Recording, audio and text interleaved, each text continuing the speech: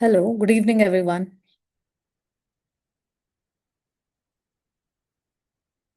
Good evening, ma'am.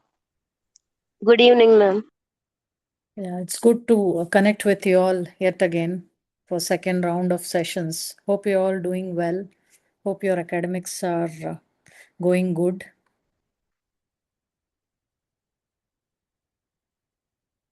We'll wait for 5 minutes more because there was some confusion regarding the joining link.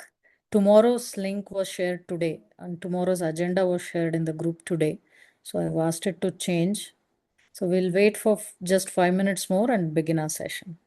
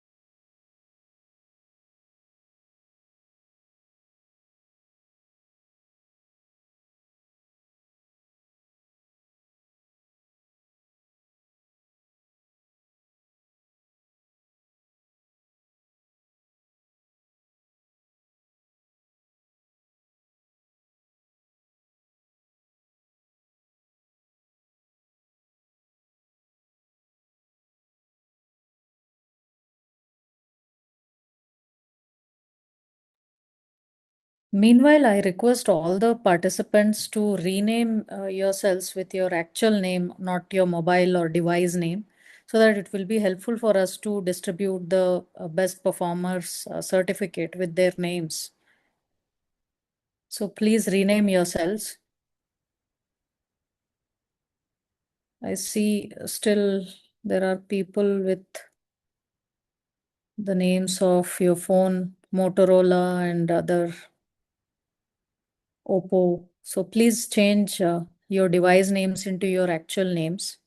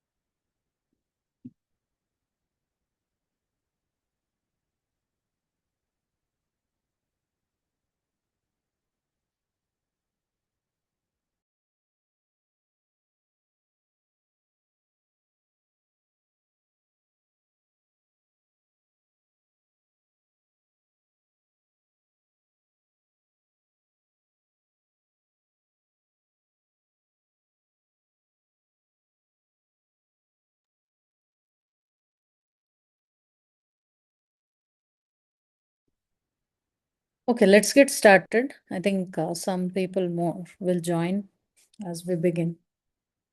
So today we are here to cover few basic topics and also that is okay. Let me walk you through the topics today. From grade 1, we'll be covering the chapter all about computers, and from grade 2, we'll be talking about smartphones, which are also known as pocket computers. Then we have introduction to Windows, the particular operating system in because it's famous and it's also in our syllabus. We will study in detail about them, and then cyber security concepts we will discuss. And in the end, we will discuss something about data ethics, which is something unique to our series of this series, Binary Brains book series, which is for 8th standard. So we'll be spending very less time in the initial 2, 3 chapters for today because those are very basics you can all handle by yourselves, and we'll spend some time more in the chapters of cybersecurity and data ethics. All right, so like always, let's begin with an ice-breaking quiz session for all of you. I want you to just type the answers in the chat window, just saying yes or no, or whichever option of the answer you think is the right answer. Okay. Yeah. So let's begin. So hear out the question. You just have to type yes or no here. So the first question is, does a modern computer's speed depend more on the CPU than the storage type? Does a modern computer's speed depend more on the CPU than the storage type? Type yes or no, whatever you think is the right answer. In the chat box, you can just write yes or no. Yes, Mr. Anand says yes, Ms. Jyoti says yes, Savita Naik, Anusha, yes, all of them are saying yes. So yeah, the modern computer speed depend more on the CPU than storage type. Yes or no? Many people have said yes, yes, and the answer is yes. It does definitely depend, the speed depend more on the CPU. It's not that storage is not considered, but it depends more on the CPU. Yes. Now a simple question, but yet people get confused. So the next question is the mouse considered an output device? Is the mouse considered an output device? Yes or no?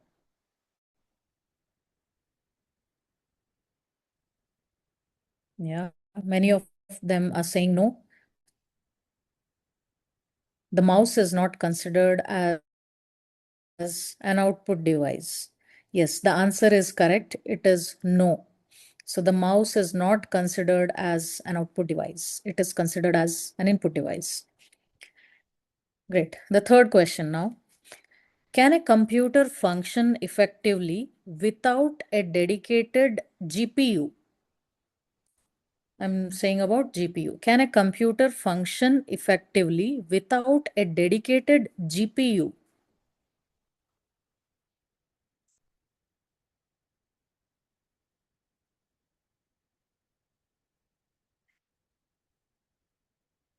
I mean, this question is, do we require GPU based computers for them to function effectively? Is GPU necessary? Or if CPU can just manage?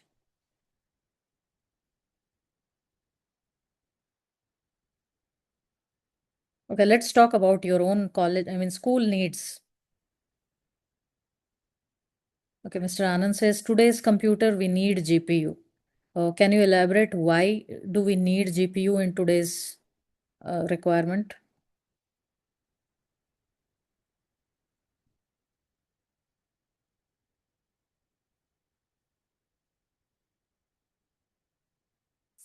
Yeah. So it's not all that straight question, but yes, the answer is yes, the computers can effectively function without a dedicated GPU. A lot of tasks can be handled with CPU efficiently, but if you want to perform some, any gaming where speed is required and if it is computationally heavy, then we may need GPU. Otherwise, a basic CPU based computer can function effectively.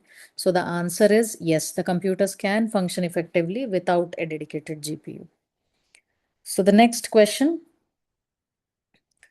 do computers today still rely on binary as their fundamental logic? Do computers still rely on binary as their fundamental logic? Yes or no? Simply put, does computers still tend to work with binary, that is zeros and ones? Afroza says yes. Ms. Savita, Ms. Neeta, Anusha, yes. Everybody says yes. Yes, undoubtedly, this is the fundamental thing. No matter how much technology has changed, what has evolved, the fundamental thing remains the same. That is, it still functions on the zeros and one logic. It has not changed. So the binary still happens to be the fundamental logic. It has nothing has changed to that fundamental level. Okay. Next question. Is AI software considered an extension of standard computer programming?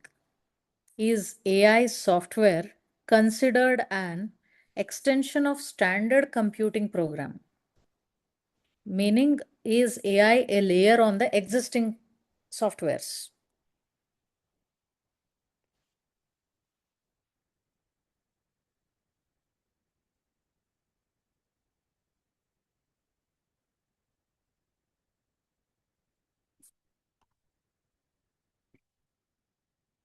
Yes, it is. So the answer is yes. AI is a software which is an extension of the already existing softwares. So hence the answer is yes. Now the next question.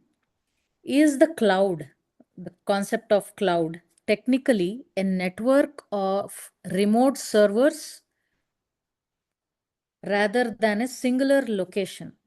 Is the cloud technically a network of remote servers rather than a singular location? Yes or no?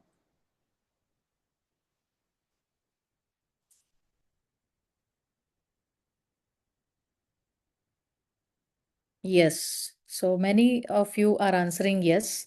The answer is right. The statement is correct. That is, the cloud is technically a network of many remote servers. Multiple servers sitting in different places acts as cloud. It's not one particular location.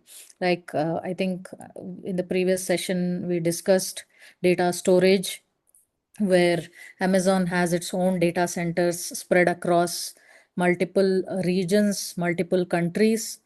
Likewise, Google also, all the cloud providers, they have their data centers spread across different regions. So it's not one singular location, but multiple servers sitting in different remote places. Yeah. So that is about the first segment. Now, all about computers. These questions were based on all about computers. So let's quickly get on to what we have given in the textbook. Let us discuss and move to the next chapter. I'll share my screen.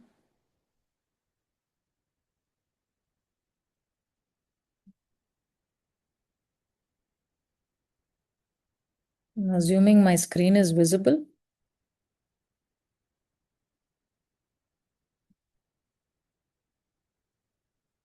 Yeah. Is my screen visible? Yes, ma'am. Yeah. So all about computers. It's the second chapter in first standard. Most of you might have covered already. I'm not sure. No, it's pretty simple to take them through it. But as I said, for that age group, we have to develop a thought pattern. So that's why we tell them, show them the parts of human, and then tell them that computers also have parts. Before that, we have also given difference between humans and machines. I mean, living natural things and machines, so that they don't actually get confused. So we cover different parts of computers, monitor, keyboard. No, the funny thing is most kids today are very well versed in a digital domain, but they are not very comfortable in handling the desktops, unlike our generation, because at home they mostly have laptops, tabs and phones, but when it comes to desktops, they don't know where to switch on, where to shut it off. They don't know.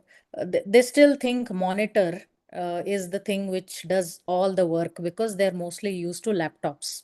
So I think with a lot of patience, we need to teach them how to teach, I mean, how to work on desktops to these current generation students. They're very smart. I mean, we expect that they already know. How can they be acting so dumb? Even I have a son who is in fifth standard now. One day I got him to my office.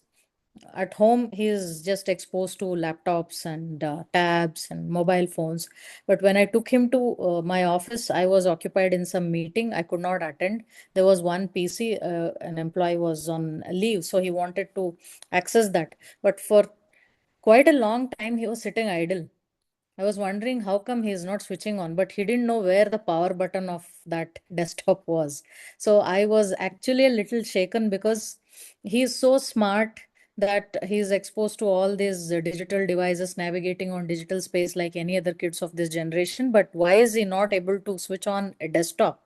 Then I realized they are two different things. So we need to tell them as well.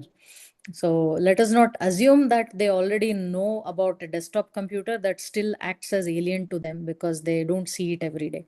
So let us teach them with a lot of patience of where the power button is. If possible, you can also open up the CPU, show them all the internal parts. They will get excited. So please do that if time permits, and it will definitely add a lot of value. Just a suggestion for all the teachers here. So today's generation's requirements is entirely different. The kids are different. We already experienced that. Having said that, I take this responsibility to state that all the old teaching methods will not work. We have to change few teaching methodologies because most of the time we are just trying to mimic our own teachers who performed in our school times. So that those techniques, those methods will not suit current generation. But having said that, now what is a new way to teach? For that, we have to sit and think. We have to, why? Maybe when you're taking a walk outside in the evening, when you're sitting alone for some time, just think a new way to teach the current generation students. So giving information and telling this part is this and this is that, that is this. This is not done because information providing is not our role anymore today. We have to make them think. In every step, we have to make them think. So our teaching methodologies have to transform to make them think, not make them just understand what you say. So if you can bring that shift, I'm sure all the teachers, all the kids will eagerly wait for your sessions. So there's a underlying statement is that let us stop mimicking our teachers who taught us when we were in school. The current generation needs a new way to think and they need new methods to be taught. Yeah. So mouse, parts of computer, rather than showing this, open up, make them touch, feel. The kinesthetic learning will never fade away. Ask them to open up some things, see what is there inside. And in that way, you will become a different kind of teacher. So show them every internal part, break open and take a spare thing, show them everything, show them where this exact IC is on the motherboard, central processing unit. Tell them this is the brain, it is actually thinking. Although you have so many big systems in front of you, but the actual work is done by this small chip. So they will all get fascinated about this. And printer, if possible, show every detail of that, where the ink cartridge is put, how the ink gets emptied and how you have to refill, and all that. As much as possible you can try to give more than what the textbook is. The textbook is generalized, it is limited to certain extent because in some regions students are smarter, in some regions they don't have access and they are laid back. So we have just given some fair thing for everybody. That doesn't mean you should limit yourself to teaching only what is given in the textbook. Always try to go beyond the textbook and make the class interesting. So types of computers, yes, it's very important. I repeat that it's very important to teach today's generation kids of using desktop because they are not exposed to desktops at home. Laptops, of course, yes, they will just surpass us. They know better what can be done more than we could know. And tablets, they know, but we need to spend some time more in teaching them about desktop. And yeah, we have a short story caselet that is about computer revolution, how from those days, a room size to now, which is transformed into as small as a pocket friendly phone, the computer. So we tell them how it has transitioned. History is always exciting because we stand and look back at the past. We kind of feel wowed about how far we have come. I think the students like that feeling. So it's very important, if possible, go back to history, show some YouTube videos on how the older computers were and all that before you actually show. Don't say that just this, there was only so much in the syllabus and I have finished it. Try to make it more exciting, bring in more videos. You can always show how the old age computers were. A video, for example. I mean, we ourselves might have never gotten the opportunity to see it because we just know it could be of room size.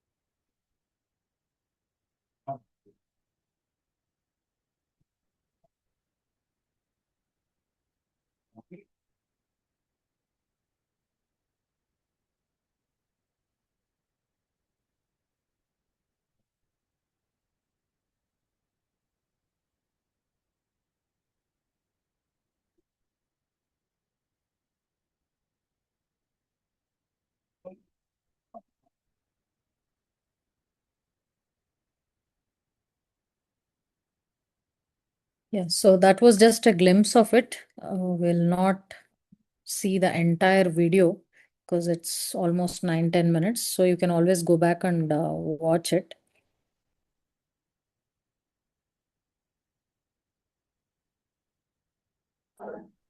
Yeah, there was an audio, there was a sound, but I think some of them could not hear it. I request everybody to mute yourself. Yeah.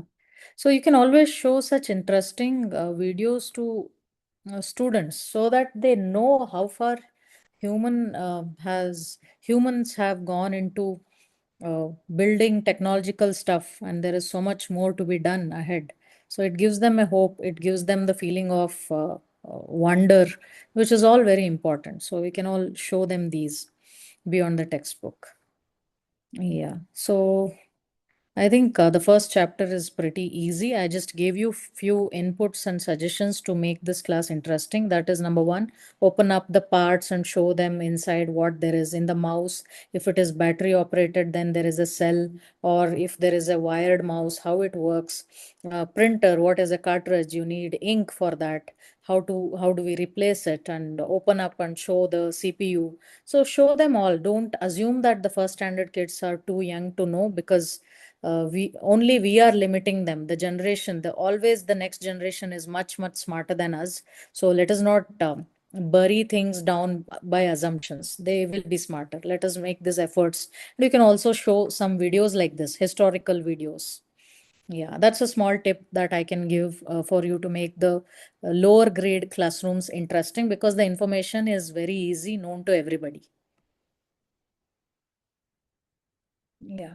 So we'll move on to the next segment, that is talking about smartphones and pocket computers.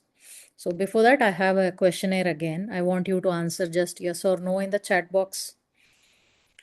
Okay. The first question, do smartphones have more computing power than early desktop computers?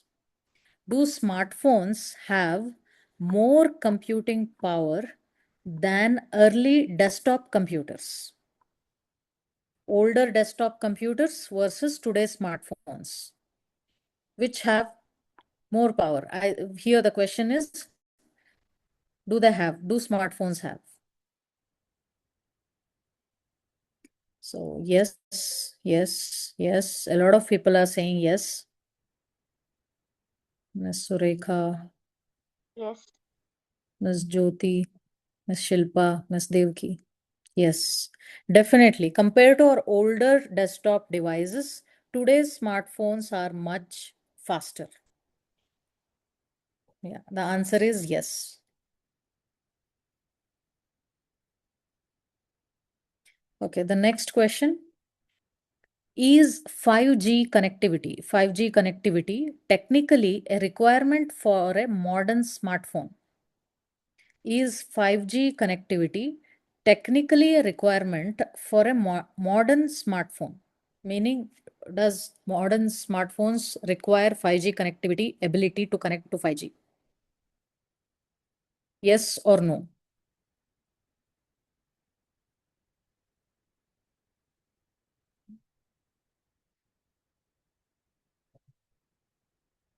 Many of you are saying yes.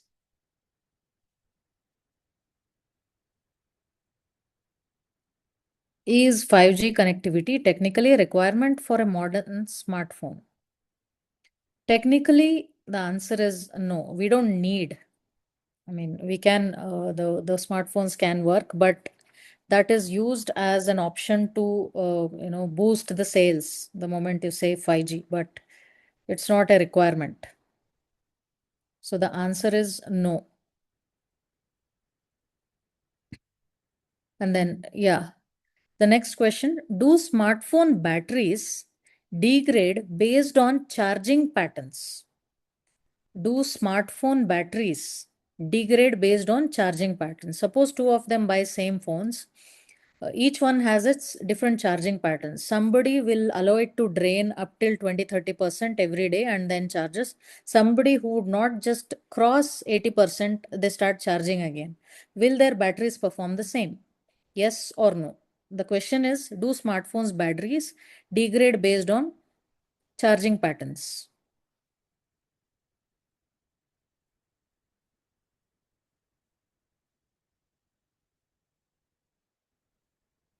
So many are saying yes, few are saying no. So there is a mixed response. So can somebody tell me why it is yes or why it is no?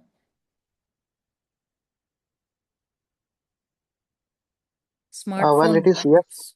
Yeah. Yes, because the battery is having a inbuilt cell, ma'am. Mm-hmm. So the more we charge, the cell get, it loses its charging capacity. Right. So due to that, the battery backup will be low if we charge Exactly. regularly. Right. Yeah. Wonderful. Thank you, Mr. Naveen. So that is it. The answer is yes. Based on the charging patterns, the battery performance differs. So learn a charging pattern which will retain your mobile's battery better. Yeah. So the next question, is mobile data more secure than public Wi-Fi? Yes or no? Is mobile data more secure than public Wi-Fi?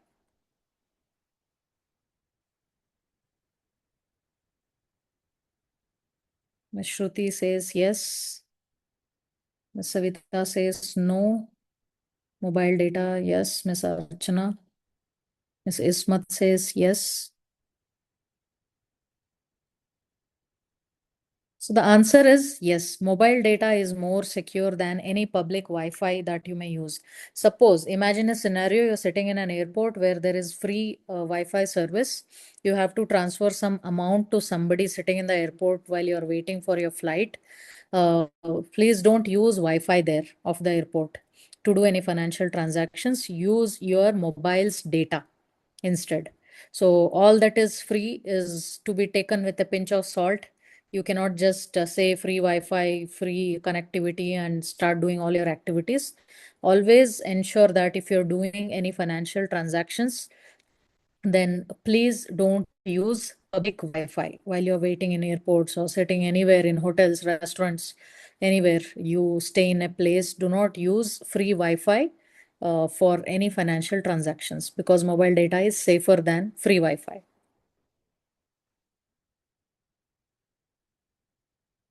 Yeah.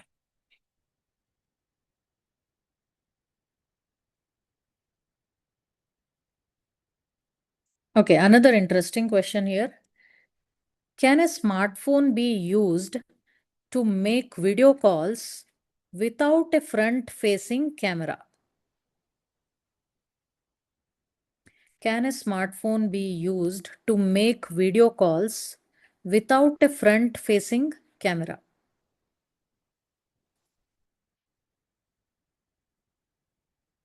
Yes or no?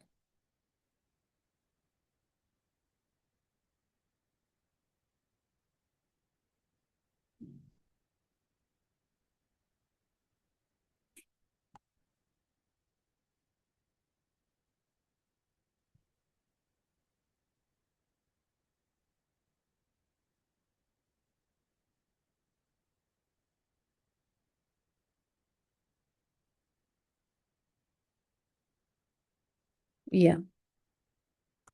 So the answer is yes, you can use the rear camera and also do video calls. So it's not just that you need front camera, you can also make video calls with a front-facing camera. All right. So well done, all of you. Let's get on to the second chapter. Let's see what we have given in the book. I'll share my screen.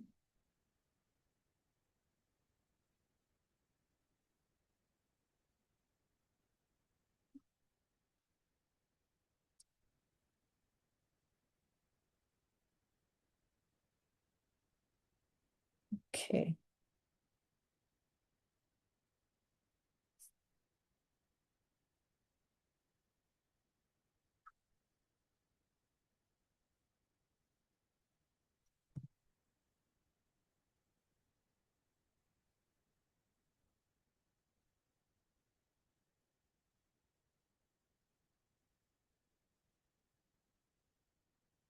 So I'm assuming my screen is visible.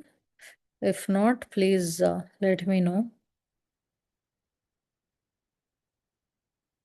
So I'm showing my screen. I'm displaying my screen. If you're not able to see, then let me know. Please unmute yourself and tell me. Yeah.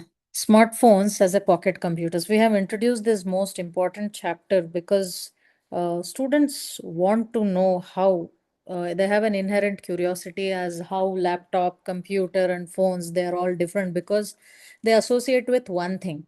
They can watch YouTube videos and play games on desktops, on laptops, and also smartphones. Now, the next question comes, are they all same or are they different? It's very important for us to address that smartphones are also a kind of computers. So questions to ponder, we have this pattern in every grade. What are some things that they can do with smartphone and that they cannot do with a regular phone? I don't even know if they have seen regular phones. So in that case, you can just open up a video of the regular phone, how it looked, how it worked, and make them think. So I'll just show you. You can also show them videos.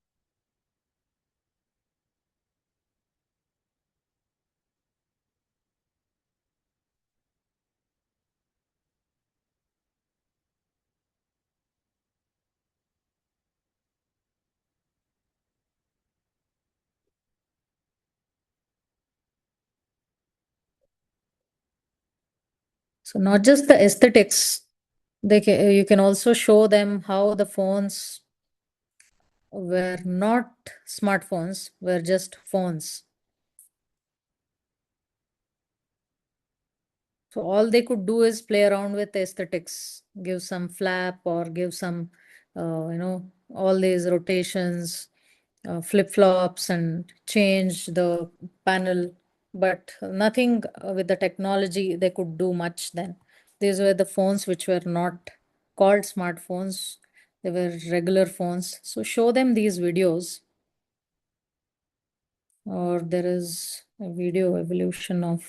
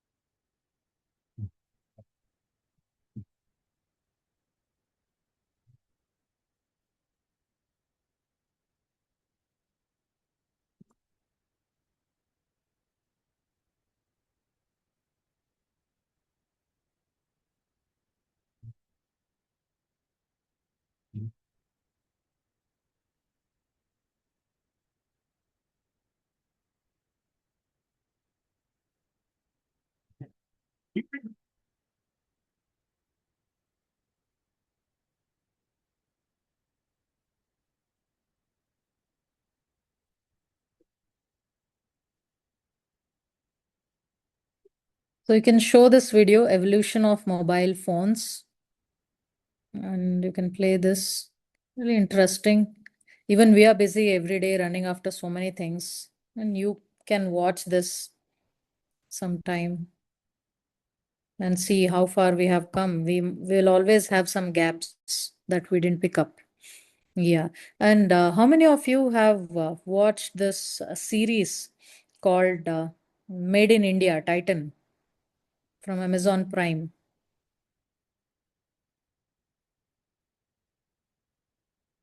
Have somebody watched this series? It's in Hindi, Made in India, Titan.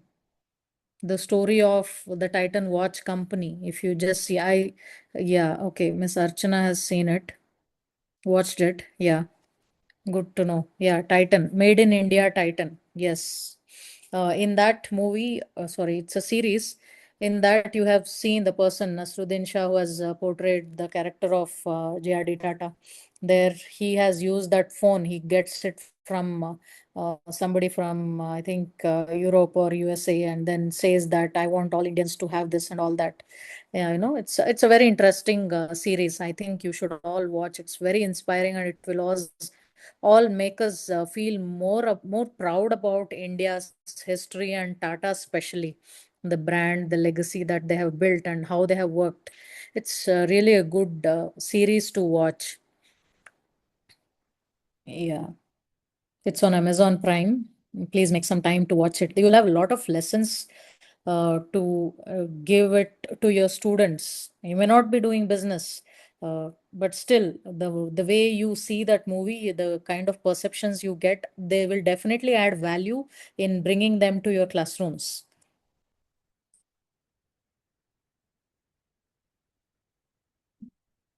Yeah.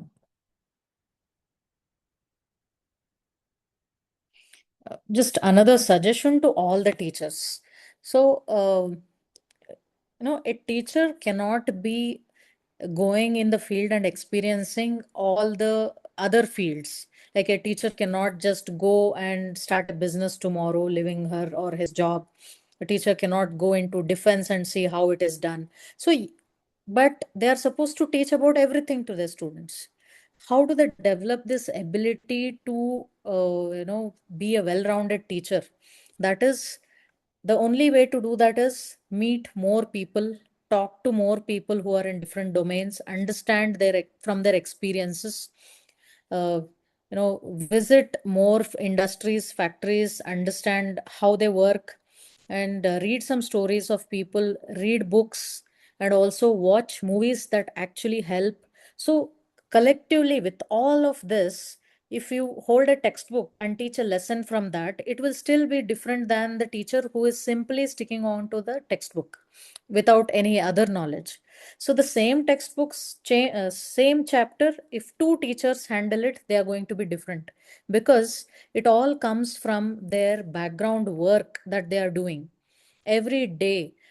Whatever I am consuming, the kind of people I'm talking, the kind of movies, books, and the places I'm visiting, all of those will have an impact on what I'm teaching to my students and how I'm teaching, not just what, but how I'm teaching, what is to be taught.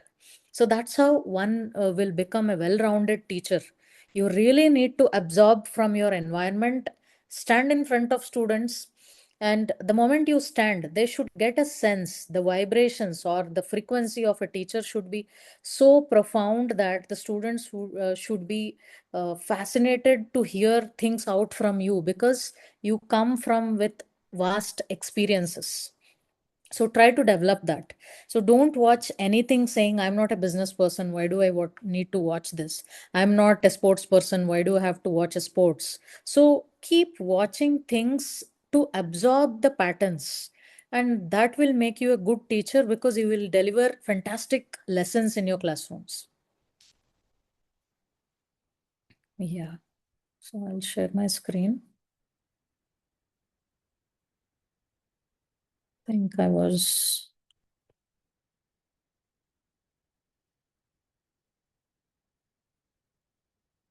okay. So we have this smartphones. First, we tell them what smartphones cannot do, because all the parents today, including me, have a complaint that kids, when given a choice, they would simply want to sit in front of TV, computer, or laptops or phones. So they have to be shown what are the things that smartphones cannot. They should even get addicted to other things. No, it's not just enough to say, don't get addicted to phone, don't reduce your screen time. We should tell them rather what they should enjoy. Other than that, it's half instruction if you say don't watch TV, don't sit in front of a computer, don't watch something on phone all the time. That's incomplete sentence. What you have to say is suggest them equally exciting thing that they can do. So complete it. Just say, you just get away from your phone. I will show you a nice game to be played. Get your friends. So that's a complete statement. You don't sit in front of your phone. Let us do something exciting in the kitchen. I will teach you how to make a cup of tea. That's very important. I have a son, but the only lesson I'm trying to impart to him is that I told him I don't know how this goes to you, but I told him that our generation, meaning all of us, women here, the ladies teachers, our generation would be the last who would cook 24 bar 7 for the men in the family.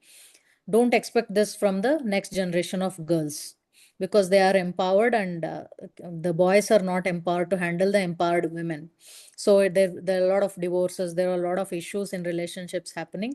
So I told my son, like you learn karate, martial arts, or swimming, which are life skills, you are also supposed to learn cooking, because don't expect the next generation or your generation girls to cook for you all the time.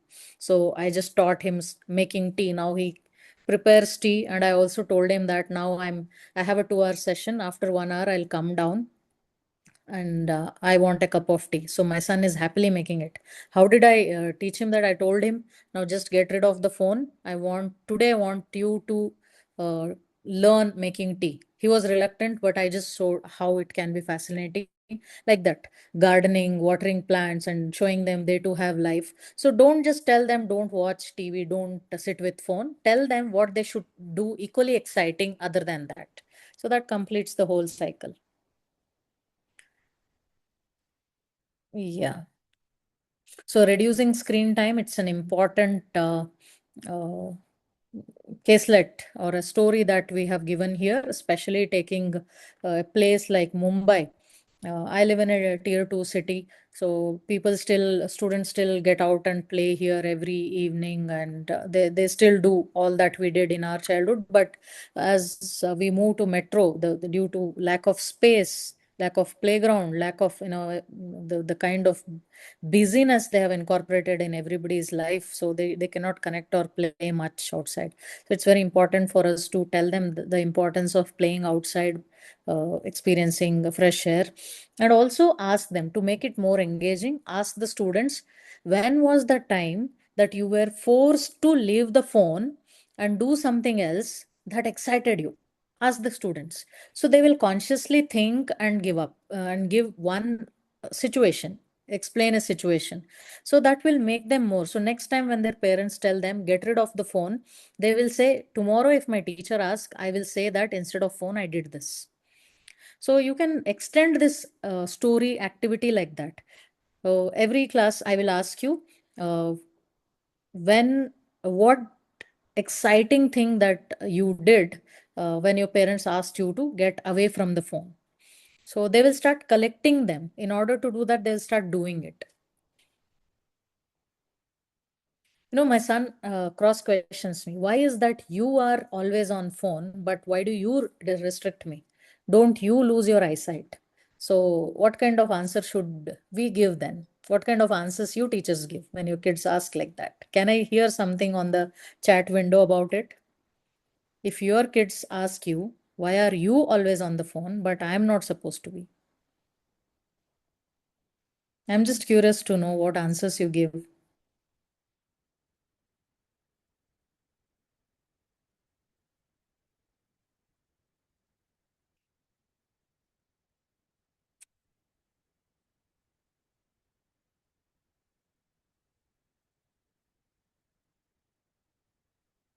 Yeah. Anything? How do you answer them? Yes, Miss Jyoti. We all say that we have work to do on this. Okay. Yeah. Could you please rename yourself? Somebody is replying from Vivo. 2 years of discipline. I'm away from my phone the moment I reach home. That's a very good discipline. It's very difficult because if you build multiple business, multiple income streams, it's impossible for us. Okay, somebody says I will use it for a limited period of time. You know what answer I give my son, which might also help you. I told that I didn't use phone for 22 years of my life when my eyes were developing. I started using phone only in the later stages of my life. So my eyes are all matured to handle that pressure. So they can manage the show. But your eyes are in the formation. I did not use first 22 years of my life any phone. So, and he has no answer to, he has nothing to debate after that. So tell that if that answer helps. So, yeah. So I just give him, I don't know if that is real biology, but I just convince him that your eyes are still, growing, they are maturing and they need good nourishment. You're not supposed to torture it. So once you grow, you have no option but to work with your phone. But today you have a freedom of not working with phone. So enjoy that freedom. This is what I tell him. And he gets convinced.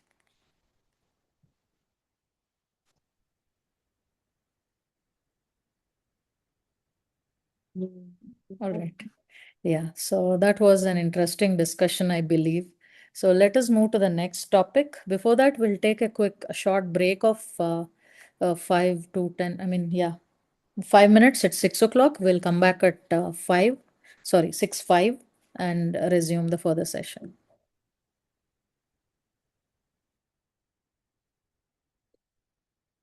My son is okay.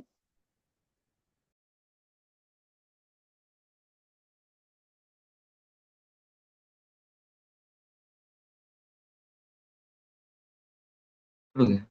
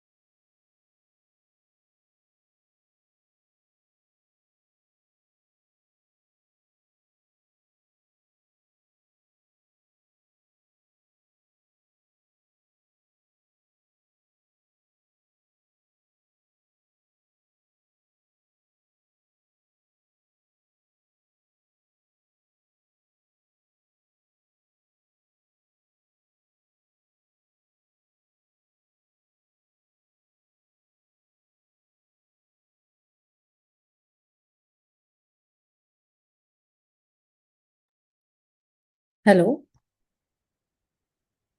Yeah, hope I'm audible to everyone.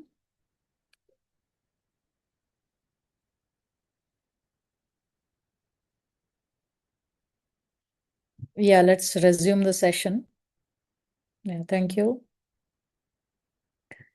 Okay, with that, we'll quickly move on to the next topic. Again, an icebreaker question on the next topic, which I'm asking. Series of questions on Windows operating system. So here's the first question. Just type yes or no. Does Windows 11 rely on cloud linked account for full functionality? Does Windows 11 rely on a cloud linked account for full functionality? Yes or no?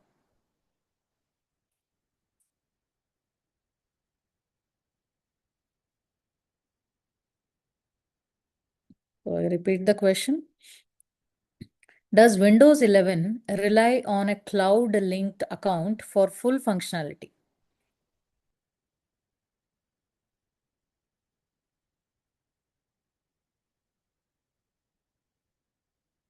Yeah, so the answer is yes. If you have replied yes, so answer is yes. You need to have a cloud linked account of to experience its complete set of functions that are available. Yeah. So another question, is the Windows registry a single file or a collection of databases? Just type single or collection. Is the Windows registry a single file or a collection of databases?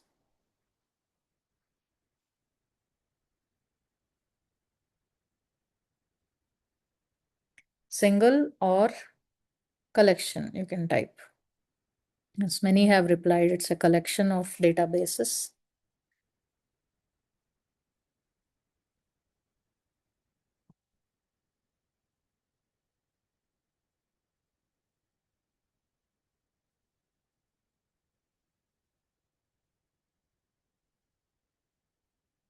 Yes, the answer is collection of databases. Windows registry is not a single file, it's collection of different databases. So the next question, what is the main screen area called that appears after booting Windows? What is that home screen or something that appears when the booting is finished? It's very simple, but the question is twisted to get the answer. Yes, Ms. Savita Naik rightly said it's desktop. The answer is desktop. The main screen that appears when booting is done is the desktop. Yeah. Another question. Can you have more than one window open on the desktop at the same time? Can you have more than one window open on the desktop at the same time? A simple question. Yes, undoubtedly, yes. That should not even be a question. Yeah. All right. So, what is the keyboard shortcut? The next question. What is the keyboard shortcut to instantly display the desktop by minimizing all open windows?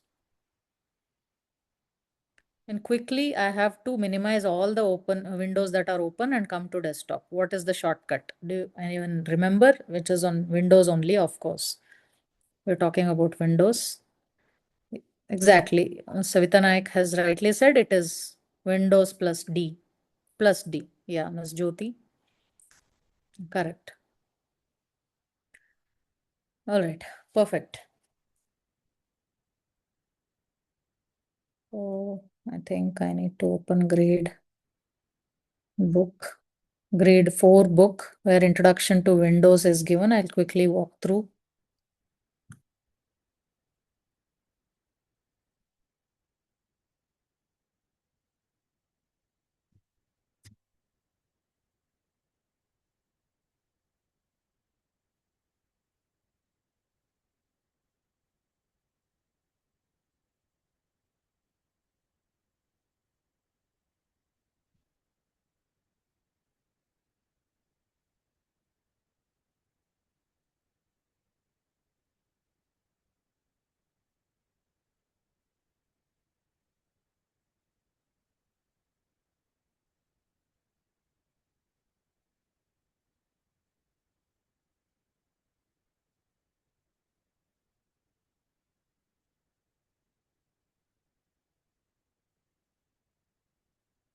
So last time we discussed about the operating systems, different operating systems.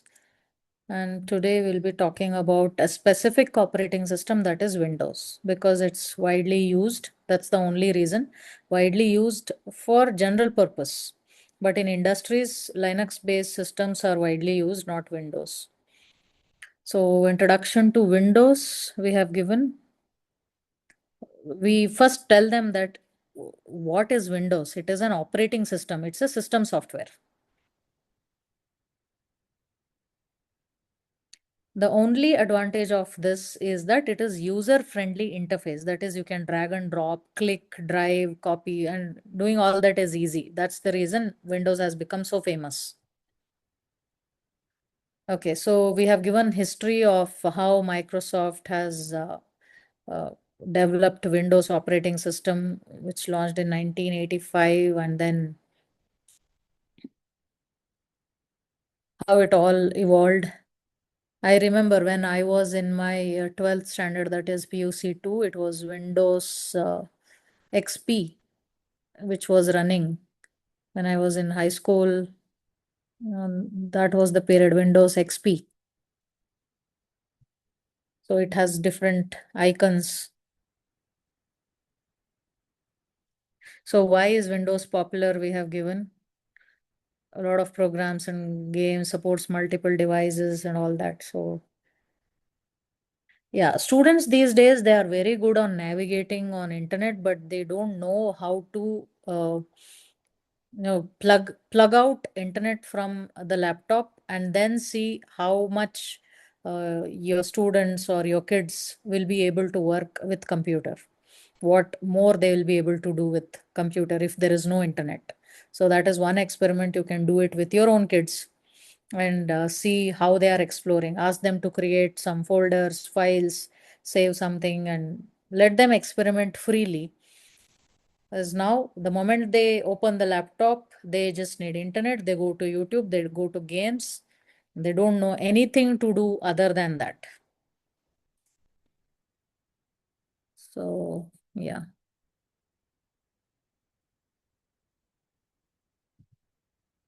Organizing files, running multiple programs, showing them the different operational capabilities of operating system without internet. This is what we have to show them. So how to create folder, how to organize things. And we need to bring these discipline early in their years, because it's not good. Even we sometimes end up cluttering everything on the desktop. So give them good practices from the day one. How to organize files, folders, how to keep everything neatly and not clutter, and how to timely keep deleting the undesired things. All that discipline we have to give them without internet, how they can manage the things on their systems. So how to go to downloads folder, all that could be shown to them. What is recycle bin? The first copy that you delete sits in recycle bin, and you can delete it from there as well if you want to be permanently removed, if you want those to be permanently removed. So multitasking, show them what exactly is they will be doing already all of this. They know multiple files, open up, but still we have to just take a third umpire view, very slowly show them that this is called multitasking, which is the ability of operating system. If there was no operating system, it was not possible for us to open these multiple windows and do multiple tasks at a time. So we need to open them and show them. There's something which is not visible to you directly, but without that, you would not have been able to open multiple windows. So tell them that, and they will remember that is operating system. That is the task of operating system, one of the tasks.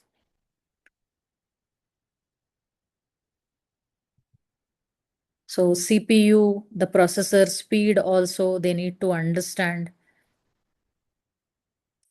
So which one is a high performing computer, which one is not as high as the other one, comparing two systems. They should all start learning with numbers, with the specifications configurations of the systems they need to understand.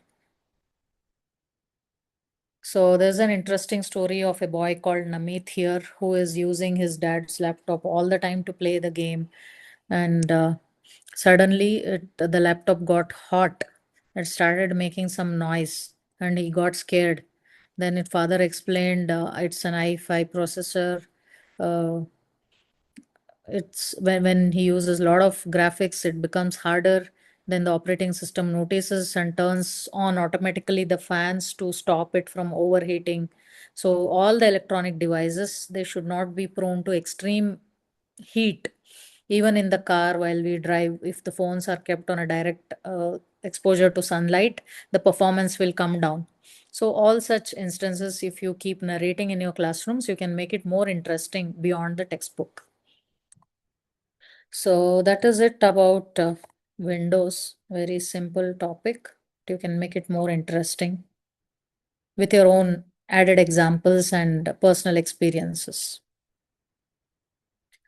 So let's switch to the next segment. Before that,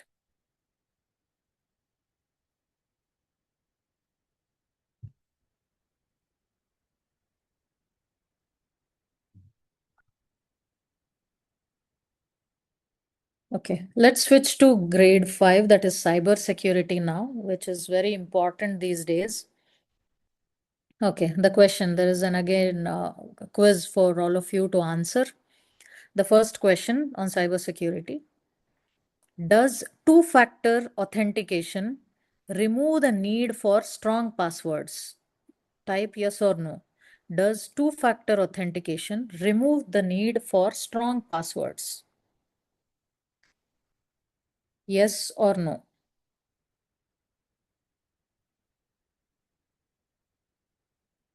So if you incorporate two-factor authentication, will it mean that you can give some simple password? Many have said yes, but the answer is no. Now people have been saying no, yes. The answer is no. Two-factor authentication does not give you relaxation of setting some weak password. The stronger the password, that's the gate. That's the first gate that you can always have. Make it very strong. Don't rely on multiple factor authentication. So passwords have to be always strong. And we tend to forget it, but have a place, to have a discipline to save all your passwords in a place where you can access. Only because you cannot remember difficult passwords, you need not keep them simple. Okay, try to have a discipline of maintaining all your passwords in short word, in without mentioning where it is used. Just uh, preserve them all. In your phone, just some random contact ID, and then make notes on the contact ID. Save all your passwords. Do something, yeah, but have strong passwords. Yeah. So the next question. Does private browsing, meaning browsing in incognito, hide activity from internet service provider? Does private browsing, that is in incognito mode, hide activities from the internet service provider? So suppose you are using the network of Airtel, and using your phone, you enter into incognito mode and try to search something on the internet. Will it be hidden for the internet service provider also? Many have said no, not possible. No. Shruti, Miss Tejasvi, no. Yes, the answer is no. It doesn't appear in the history or recommendation or something, but internet has registered you having searched that thing. So it's only not visible in places where it should not. That's it. That doesn't mean nobody has seen. Internet service providers have seen whatever is being searched, even in incognito mode. Yeah. So the next question is phishing. Sorry, it's called phishing. Although this, it's said PHI. I wanted to say this. So it's not phishing, it is phishing, although it is called PHI. Is phishing a method used to steal sensitive personal information? I repeat, is phishing a method used to steal sensitive personal information? Say yes or no. There are different types of cyber crimes. Phishing is one of them.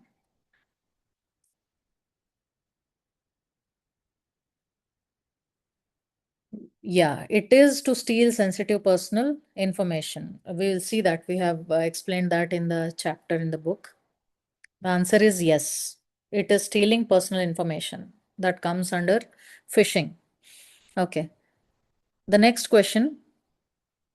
Can you still be hacked even with antivirus software? Can you still be hacked even with antivirus software? Yes or no?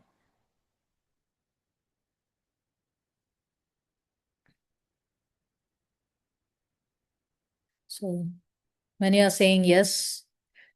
Can you still be hacked even with using antivirus software? Oh, very few no, and most of them have said yes. Yes, the answer is yes. You can still be hacked even at the cost of antivirus. It's as good as saying, is there a guarantee that if you put a strong gate and a lock to your house, there is no possibility of theft, no thieves breaking in? No, you just put that, but that doesn't guarantee that it cannot be hacked. When it becomes difficult to hack, you cannot say that it cannot be hacked. Yeah. The next question, does encrypting a hard drive protect against physical theft? Does encrypting a hard drive protect against physical theft? Yes or no?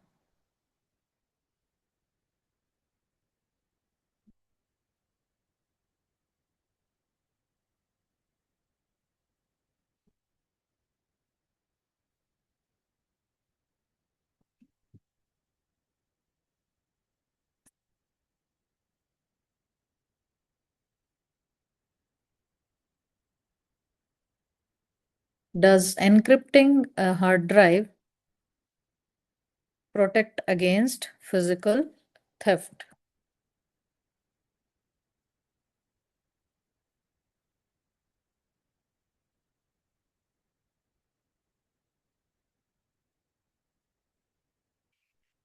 Yeah.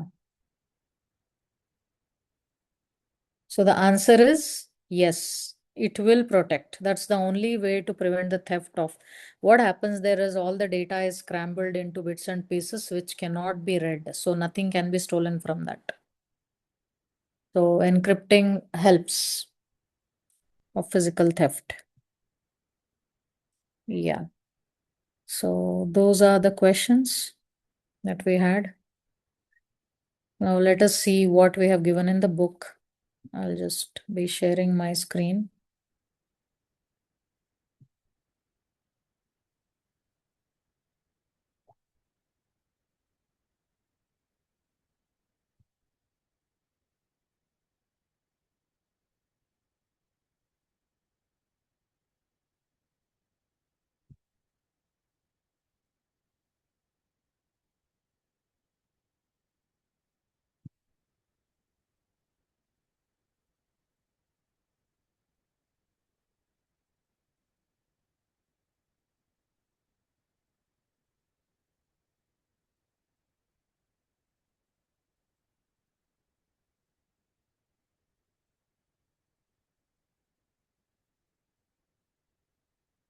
So cybersecurity, this is what we have given in the book. What is a virus?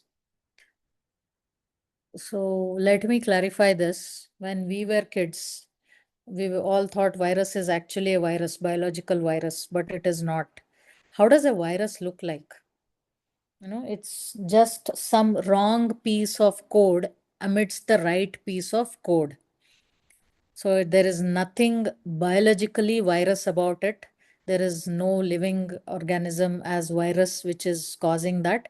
It is just a wrong piece of code in between many right pieces of code that will replicate itself, that will leak the information, that will make it all go wrong. So it is the key term is defined getting inspired from the biological virus, but there is nothing biological virus about it which will harm our systems. So most of them, trust me, most of them have this assumption that it is some kind of real virus, but it is not. It is just some wrong piece of code, software code, that will make the system behave crazily. So that is virus. So yeah, just a minute.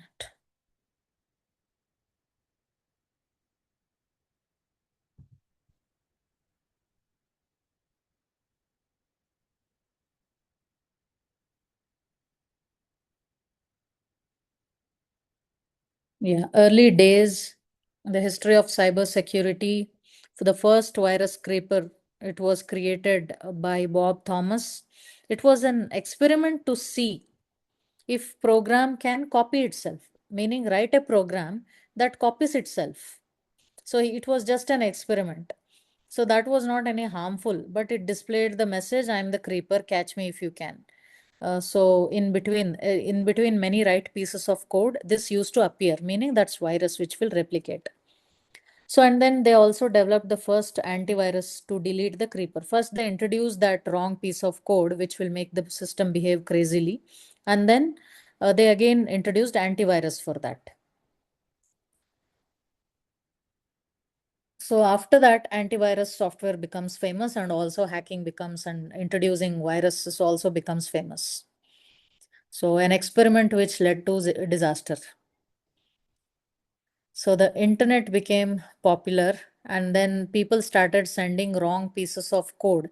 The pieces of code very nicely travels through the internet and sits on your system's software.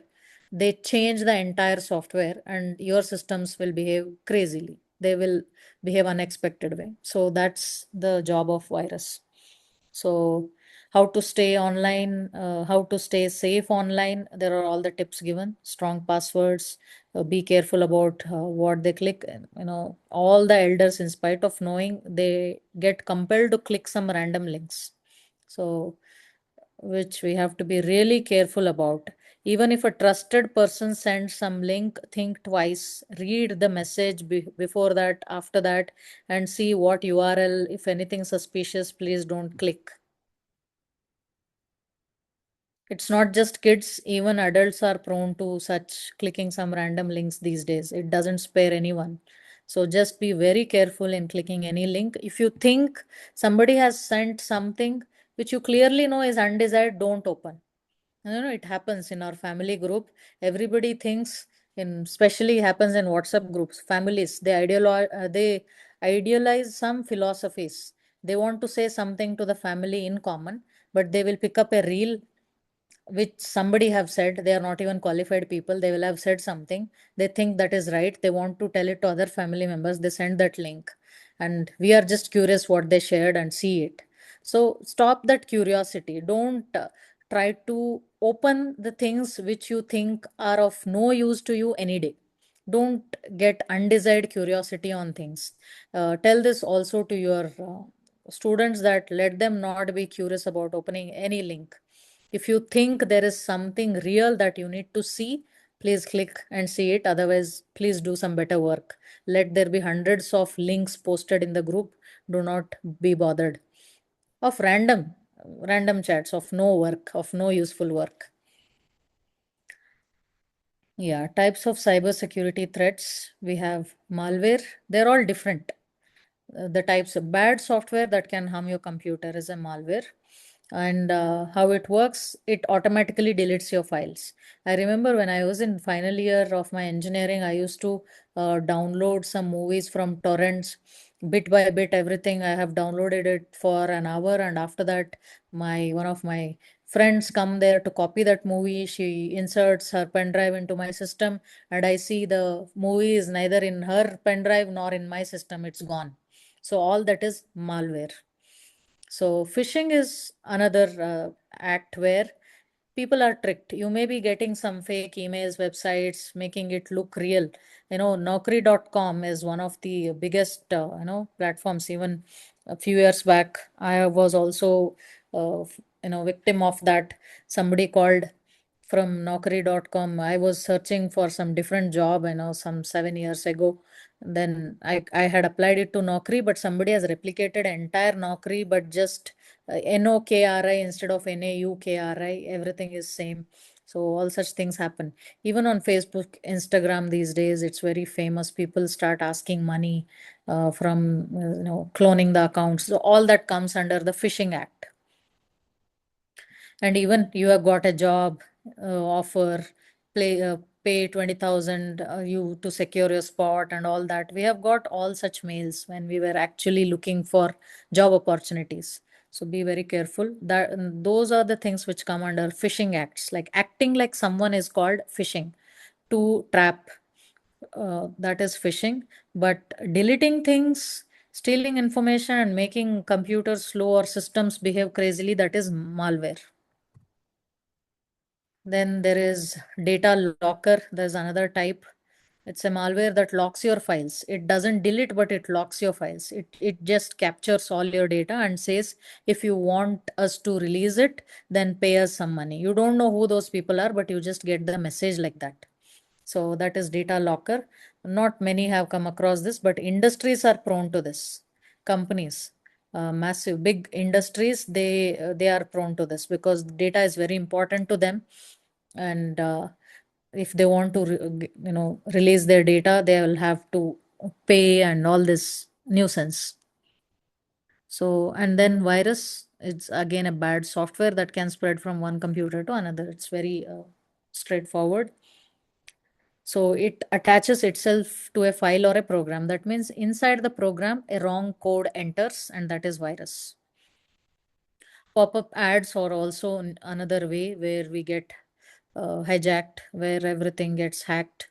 So again, there is another way. There are two sides of the cybersecurity. One, the victims, the other one who plan to do it.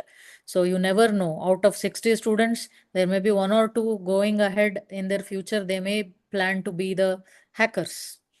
If out of 60, 58 of them are planning to prevent themselves from hacking, there may be two or three students who are actually planning to hack.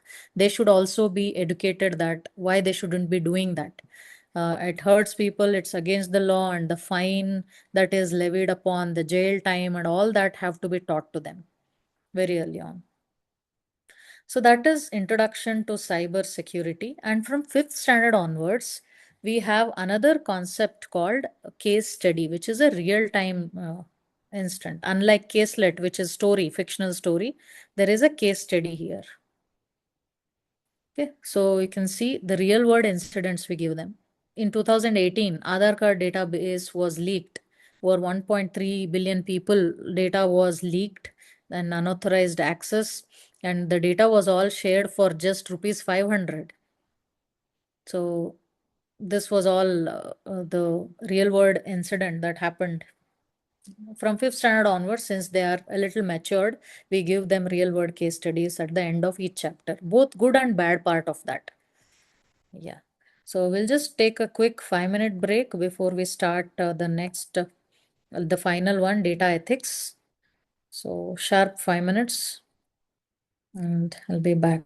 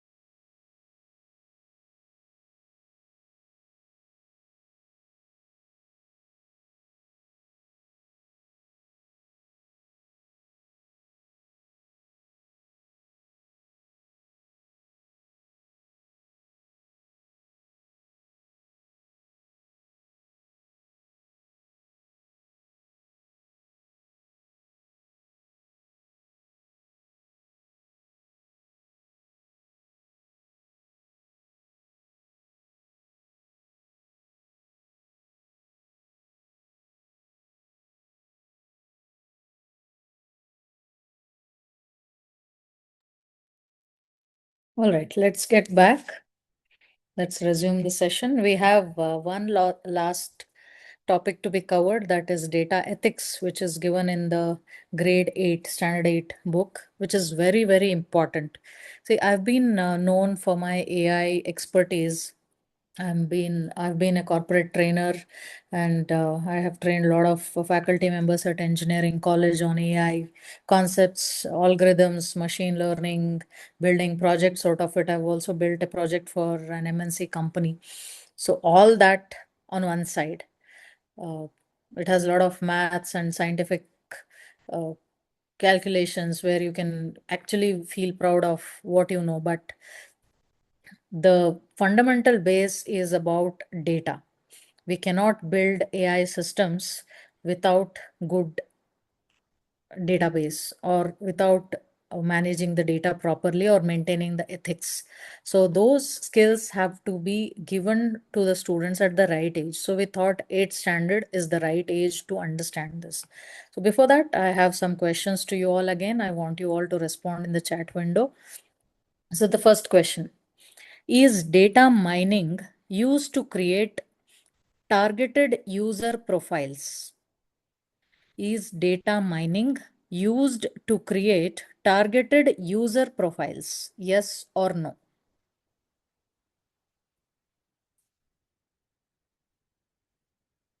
Yeah, Ms. Afroza says yes. Ms. Jyoti, yes.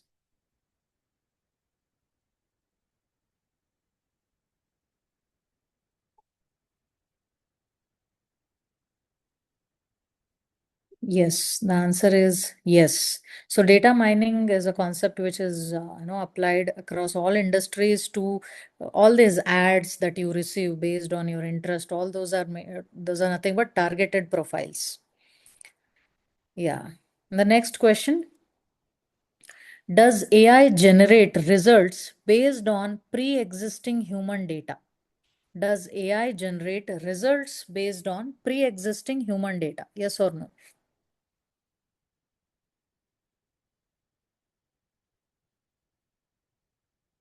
So a lot of them are answering yes. Pre-existing human data.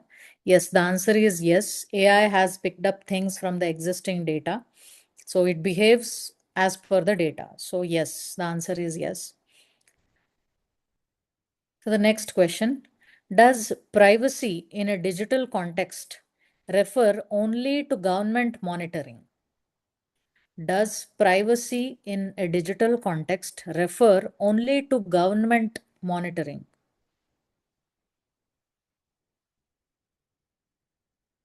So when we use the word privacy in digital communication, does it apply only to government and monitoring?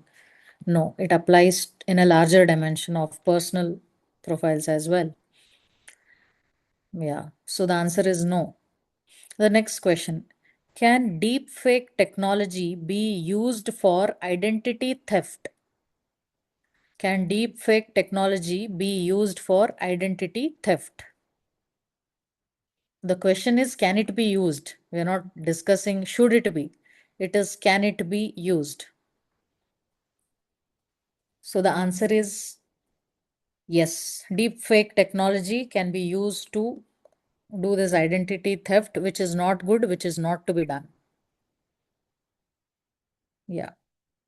The next question, last question: does the responsible use of information include protecting data integrity?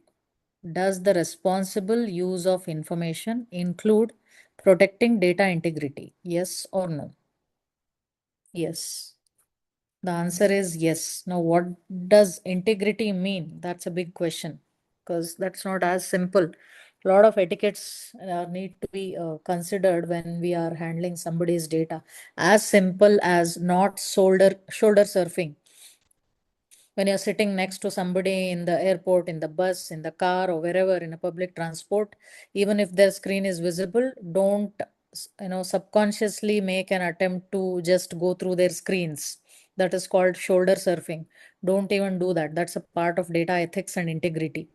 Do not check or peep into others' phone. And when somebody gives you the phone to just see one picture, asking you asking you their opinion about something, do not scroll left and right without their permission. You have to be really, very professional or very sophisticated personality to with respect to handling others' data. And don't give away some information which is not required. If See, it's not about being close. Only because you're close to somebody doesn't require the need to keep talking all the undesired things to them. Right? I always pick up quarrel with my mother, especially because she has habit of saying where my training sessions are put up. Today she has training session in Mumbai. Today she has somewhere in Bangalore. Today she has some speaking. I mean, what is she even going to get by sharing that? That's there's nothing wrong, but there is nothing desired. So try to refrain sharing undesired information only because you're bored. So information integrity starts from there. Just because somebody is bored, you need not share somebody's information to make it interesting, make your life interesting. So it all starts from there. So peeping, checking, and asking, and all that should not be done. Yeah. Refrain from sharing undesired information. Undesired doesn't mean hiding. It is just undesired. You don't know the consequences, so just don't share it. Yeah. So I'll just see what we have given in the book.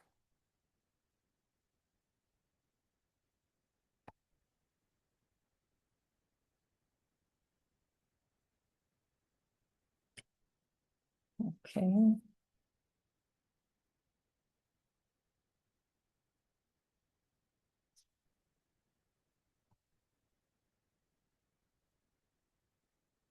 Trying to share my screen. I think somebody is saying that my screen is stuck.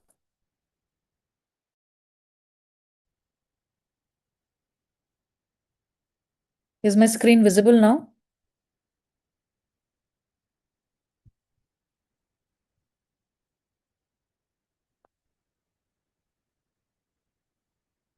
Yeah. Is my screen visible? Can somebody unmute?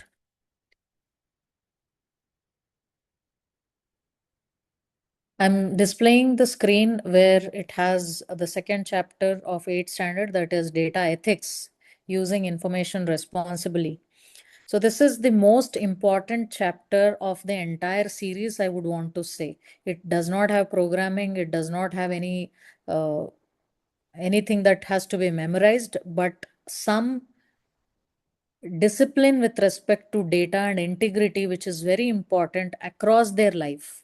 So treat this chapter with utmost importance. Do not just say it's just a theoretical lesson. Take this as the most important chapter of the entire binary brain book series, because all the problems in the life, or most of the problems in the life, happen because the data is not handled properly. Trust me, just think, just ponder over that, you'll know. So what is data ethics? Privacy matters to companies, fair treatment, transparency. See, transparency is something which is to be explained even before somebody asks for it. Okay, so if somebody is collecting data, if they tell you why they are collecting even before you fill it up, then that is transparency. Or you just ask them to fill up the data, they do it, and sometime later they come and ask you, why did I fill that? That is not transparency. You should take the responsibility of educating the person providing the data much before they ask. That is transparency, and telling them what it is for. So we have given why data ethics is important, and then different fields, how ethical use could be given in medical research. Doctors and healthcare staff are not supposed to share any information, personal identity information of any patients when they are passing out their data for any research related things. They have to mask all the personal information and share. So such things. Then educational, school use the data to understand how the students learn, but they should ask permission from students and parents clearly why the data is being collected.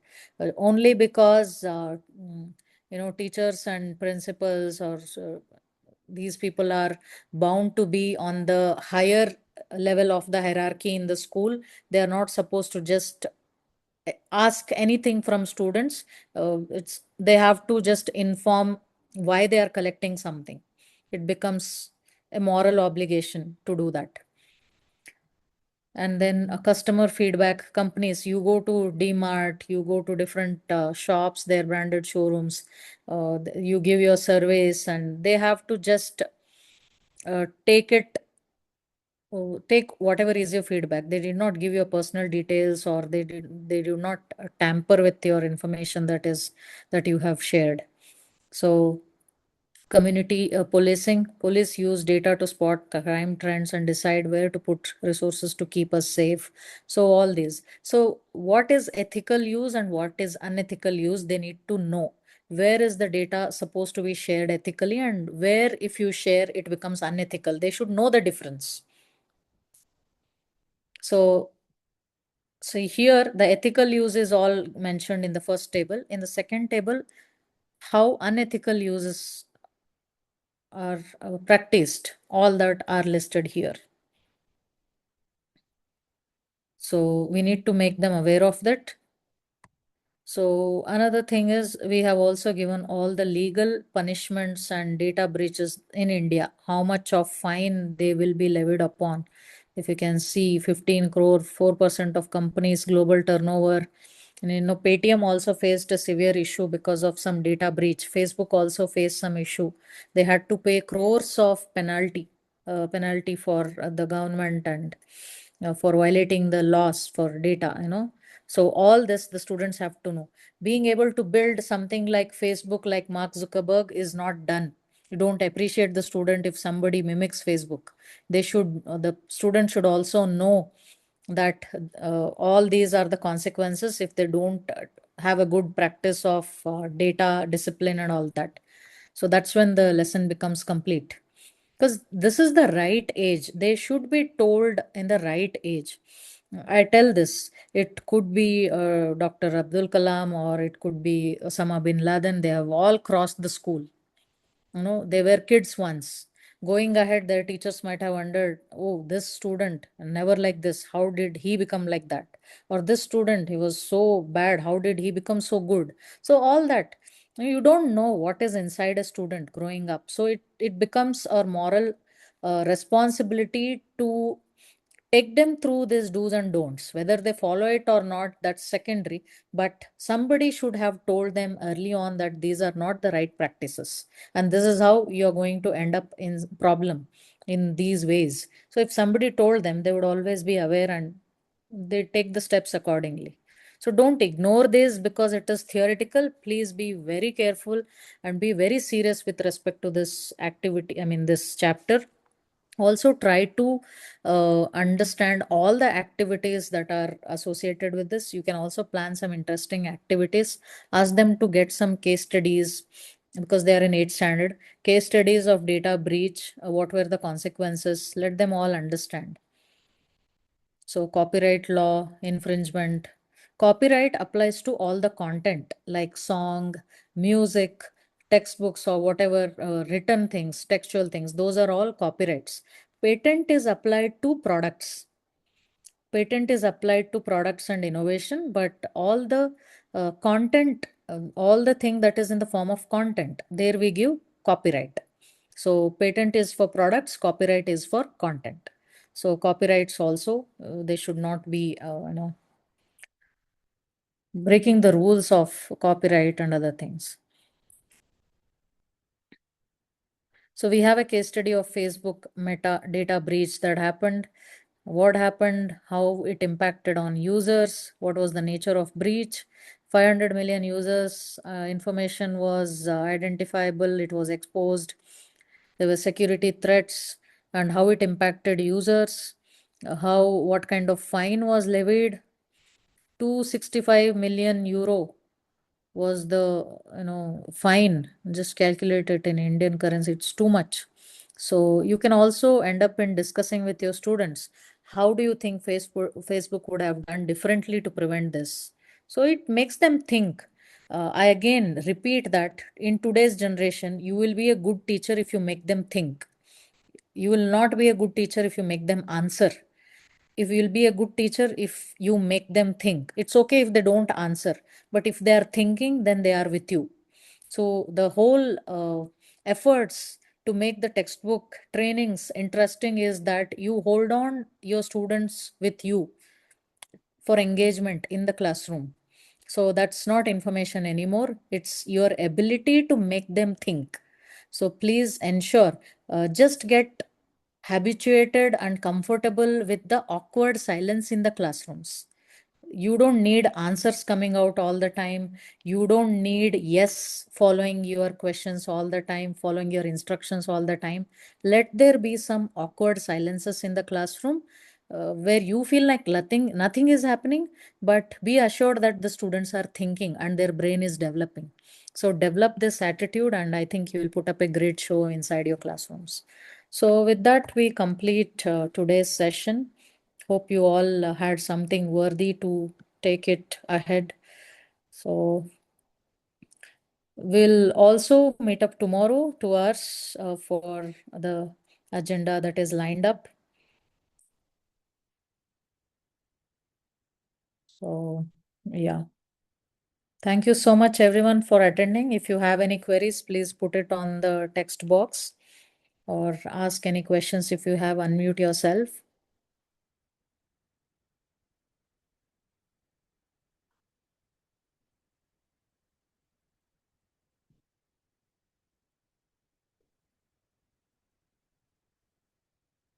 Yeah, thank you so much, everyone. Once again, we'll meet tomorrow, same time, 5 o'clock. We'll cover a few more topics. And please feel free to use all our resources on YouTube channel, Periwinkle YouTube channel. Chapter wise, everything is given there step by step. So you can also make use of those resources. Yeah. Thank you.